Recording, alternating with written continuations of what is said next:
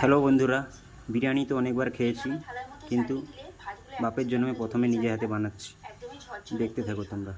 দিয়েছি, তাও এগুলোকে আমি সরিয়ে রেখে দিচ্ছি। মোবাইলে দেখতে দেখতে। এরপর আমি গ্যাসের মধ্যে একটা কড়া বসিয়ে দিয়েছি, আর এটা কড়ার রয়েছে মধ্যে আমি আদা, দিয়ে দিয়েছি পরিমাণ পেঁয়াজ মতো বাটা, সাদা রসুন তেল। বাটা, নেবু এবং তেলটা এরপরে গরম রয়েছে হয়ে গেছে, পেঁয়াজ।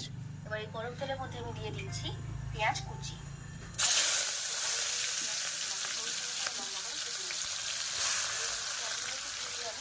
রয়েছে মাংসটা, রয়েছে বিরিয়ানি। তো দেখুন বন্ধুরা, পেঁয়াজের বেরেস্তা আমার তৈরি করা হয়ে গেছে।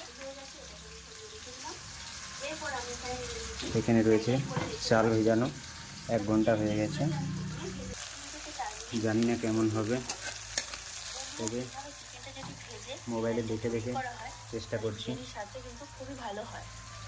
আপাতত সব কিছু রেখেছি, তবুও অনেক কিছু নেই। যাই হোক, আপাতত করা যাক এগুলো দিয়েই। তো চলো বন্ধুরা, এবার চিকেনগুলোকে একটু ভেজে নিচ্ছি। ভাজতে গিয়ে যা তেল পড়লো হাতে। বড় পাত্রে জল গরম হতে বসিয়ে দিয়েছি। এবার এই জলের মধ্যে আমি দিয়ে দিচ্ছি লবণ দিয়ে বড় দাও। চামচে 3 চামচ লবণ। লবণের পরিমাণটা এখানে একটু বেশিই দেবেন। ঠিক আছে, এই কোনো জলটা অসুবিধা যেন নেই। সমুদ্রের জলের মতো লবণাক্ত হয়।